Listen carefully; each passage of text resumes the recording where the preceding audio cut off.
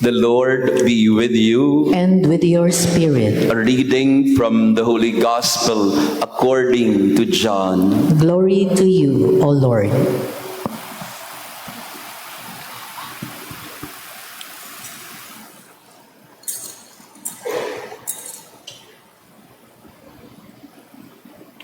Jesus went across the Sea of Galilee. A large crowd followed him because they saw the signs he was performing on the sick. Jesus went up on the mountain, and there he sat down with his disciples. The Jewish feast of Passover was near. When Jesus raised his eyes and saw that a large crowd was coming to him, he said to Philip, "Where can we buy enough food for them to eat?" He said this to test him, because he himself knew what he was going to do. Philip answered him, 200 days' wages worth of food would not be enough for each of them to have a little. One of his disciples, Andrew, the brother of Simon Peter, said to him, "There is a boy here who has 5 barley loaves and 2 fish, but what good are these for so many?" Jesus said, "Have the people recline." Now there was a great deal of grass in that place, so the men reclined, about 5,000 in number. Then Jesus took the loaves, gave thanks, and distributed them to those who were reclining, and also as much of the fish as they wanted. When they had their fill, he said to his disciples, "Gather the fragments left over so that nothing will be wasted." So they collected them and filled 12 wicker baskets with fragments from the 5 barley loaves that had been more than they could eat. When the people saw the sign he had done, they said, "This is truly the prophet, the one who is to come into the world." Since Jesus knew they were going to come and carry him off to make him king, he withdrew again to the mountain alone. The Gospel of the Lord. Praise to you, Lord Jesus Christ. Praise be Jesus Christ. Now and forever. Good morning, brothers and sisters. Pakibatin ng good morning ang ating mga kasama ngayong umaga. And to our lolos and lolas, today is declared by Pope Francis as the World Day of Grandparents and the Elderly. Pwede po bang tumayo ang mga senior citizen? Aminin nyo na kasi. Pati yung 59, tumayo na rin kayo. Yan, palakpakan po natin. Palakpakan natin ang ating mga senior citizen. Mamaya po, may konti kaming regalo sa inyo. Rosary lang naman po yun. Pero we would like this as a token of our appreciation and love for all of you, our grandparents and elderly. Ito po'y tinalaga ni Pope Francis 4 years ago. Pang-4 na taon na po ito. Yung pinakamalapit na linggo sa kapistahan ni San Joaquin at Santa Ana, ang mga magulang ni Maria at lolo at lola ni Jesus, sabi po ni Pope Francis, let us celebrate a day for our elderly. Kasi meron kang Mother's Day, meron kang Father's Day, at meron tayong Children's Day, lalo pa pag Pasko, pero wala tayong Grandparents' Day. So, today is your day. We are praying for you, for our online parishioners, especially for the homebound, those who cannot go to church. We are also praying for you, and we remember you. One of the more interesting experiences that I had in this parish when I was assigned here is to be asked to go for an anointing of the sick. And I often oblige if I really have the time and I find the time to go and visit the sick. Minsan po ako'y inanyayahan na mag-anoint ng isang nakatatanda. At ang sabi sa akin nung anak na nagsundo sa akin, "Father, pagpasensyahan niyo na si Mami ha," yung kanyang mami, Kasi sabi niya talagang medyo hindi maganda ang kanyang kalagayan or sitwasyon. Lagi po siyang aburido, lagi siyang irritable, and pasensya na po kayo, Father, no? But ano nyo na lang po, puntahan nyo na lang. So we went, at ang sabi ng anak sa akin ay, Father, hindi ko po sinabi sa inyo, pero since na andito na kayo, bago kami pumasok ng bahay, ang sabi niya sa akin, Father, since na andito na kayo, tatapatin ko kayo. Si Mami ho talaga, physically, malakas po siya. Pero mentally, medyo hindi na siya ganun kalinaw. At lagi siya nagwawala araw-araw. Pero pag nakikita po niya kayo sa TV, kumakalma po siya. So kaya po namin kayo pinapunta rito kasi 3 araw na pong nagwawala. Gagawin namin kayong mascot. So, I was properly warned. Ang buhay talaga, no? Parang ginawa tayong Jollibee. So, nagwawala daw si Mami 3 araw na, kailangan ng pampakalma. Ayaw naman nilang bigyan ng gamot at pag nakikita lang daw ako sa TV, kumakalma. So, pasok naman po ako at nung makita ako ni Mami, naku, tuwan-tuwa siya. Tuwang-tuwa, tumatalon-talon siya sa tuwa. At nagbago yung mood ni Mami. Ang pakaramdam ko, ako si Jollibee. Hindi po ako pinapaalis. 3 oras na ako doon, hindi ako pinapaalis. Sa loob-loob ko, Mami, meron po akong ibang gagawin. Okay ho lang ba makaalis na? Hindi, Father, dito ka. Upo, dito po ako. Dito. Yan. So, that half day that I spent with the family, well, it was all worth it. Pero alis na po talaga ako. Hindi ako makaalis. Dahil para lang kumalma siya. And I think there are many of the elderly who are in that situation. Maybe not as extreme as that, but there are many of our elderly who feel a lot of loneliness, as Pope Francis would say in his message. The bitter lot of our many elderly today is loneliness. At marami ay naghahanap ng mga pamilyang magkakalinga sa kanila. Mga pamilya, mga anak, mga apo na magpaparamdam sa kanila na mahalaga pa rin sila. So, our dear seniors, you're still important. You're very much loved in your family. Amen? O, pakisabi nga sa mga mukhang matandang katabi mo, you are loved. Okay. Yan, so mga senior citizen natin, you are loved. Meron po akong isang kapatid na nag-aalaga sa mga elderly at kinukwento niya sa akin, meron kaming case na isang elderly na ang kanyang kalagayan naman ay meron siyang sariling kwarto, pero doon sa kanyang sariling space, kasi care home po ito eh. So merong isang space si Lola, pero yung kanyang kama ay punong-puno na ng mga gamit. So nagtataka yung kapatid ko, bakit nauubos ang kutsara, tinidor, baso, plato sa kanilang care home.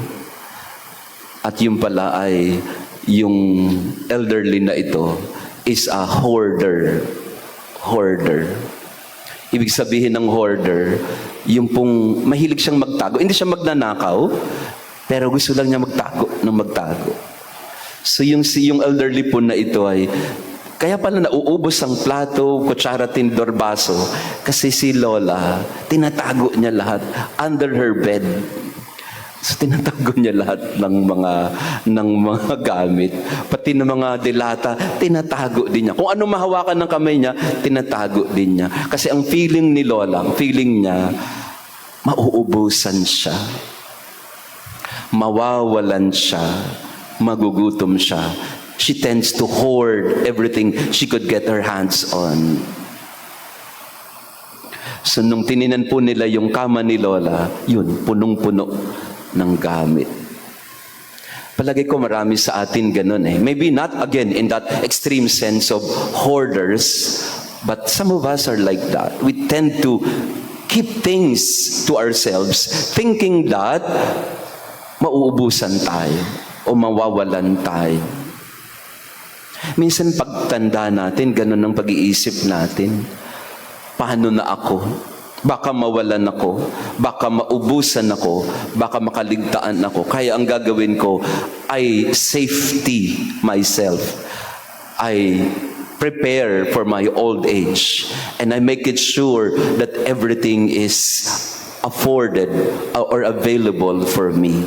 And so we tend to hoard and hoard and hoard. Our readings today talk about divine providence.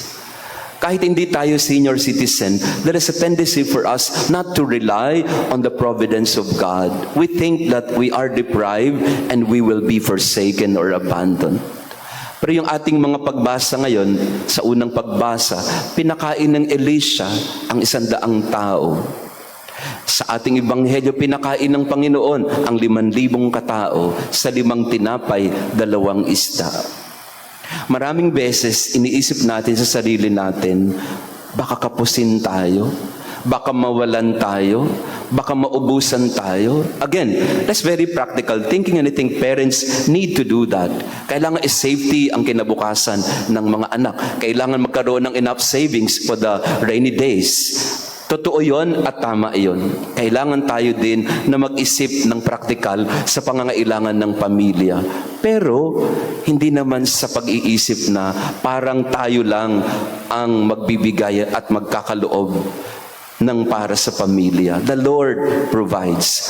The Lord provides. The hand of God will feed us. He will respond to our needs. Sabi ng ating responsorial psalm. The hand of God will feed us. So do not ever think that you will be abandoned by God.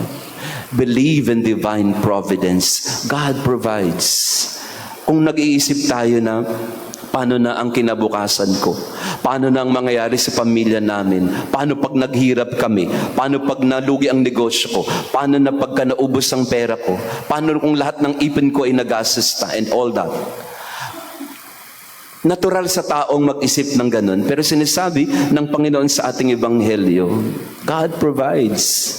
Kung kaya kong paramihin ng 5 tinapay at pakainin ng 5,000, I can do that for you as well. Ang pag-iisip ni Felipe at ni Andres, yung mga alagad ni Jesus, Lord, saan tayo kukuha ng pera para pambili ng pagkain na itutustos natin sa pangangailangan ng mga yan? Ang dami-dami nila. We don't have enough resources. Sabi naman ni Andrew, Lord, meron na tayo 5 tinapay, 2 isda. What are good are these for so many? At maraming beses ganun ang pag-iisip ng tao. Pag-iisip na kapos tayo. Kulang ang kakayanan natin. We don't realize that the hand of God is so big that the hand of God can feed us all. In the end, we have to rely on providence. Kaya mga elderly, don't ever think that you will be forsaken. God will take care of you. God will make it sure that you are cared for. So in this Mass, we pray for the elderly and our grandparents, for our families. Let us again entrust our family to the divine providence. God will take care of us. Amen? So wag nang mag-isip kung may problema sa pera ngayon. God will provide. Huwag na ho mag-isip na kung maraming kapos at kulang sa buhay niyo ngayon. God will provide. Believe in that. He can do miracles in our life. He will. And we have to believe in that. I pray for all of you today na iniisip na kapos ako. No. Resist that thought. God provides. He will. He does in our life. Praised be Jesus Christ. Now and forever. Please all stand. We pray together for the elderly and our grandparents. God, our loving Father, you are the source of life and of all gifts. You lovingly sustain us at every moment of our lives, and you bring us to fullness of life in Jesus, your Son and our brother. We thank you for the wonderful gift of our grandparents and the elderly. You have given them to us to be our guide as they share with us the wealth of their experiences and the wisdom that they have gained through the years. We thank you for making them witnesses to us of your abiding presence and care at every turn and change of life. We pray that you bless all of them with joy and peace, with satisfaction of the fruits of their labor, and with the faithful love of their family.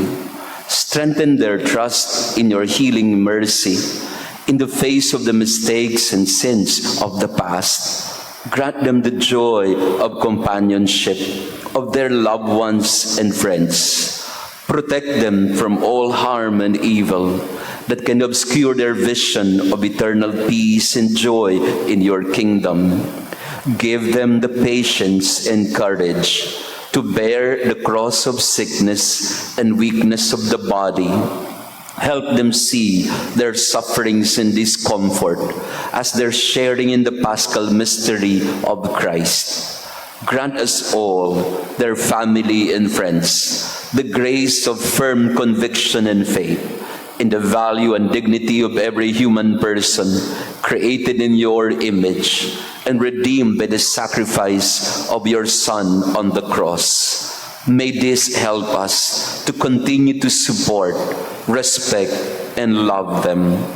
We ask this through our Lord Jesus Christ, your Son, who lives and reigns with you in the unity of the Holy Spirit, God forever and ever. Amen. Saints Joachim and Anne, the grandparents of Jesus, Pray for us. for us. Let us pray. Please stand. We have consumed, O Lord, this divine sacrament, the perpetual memorial of the passion of your Son.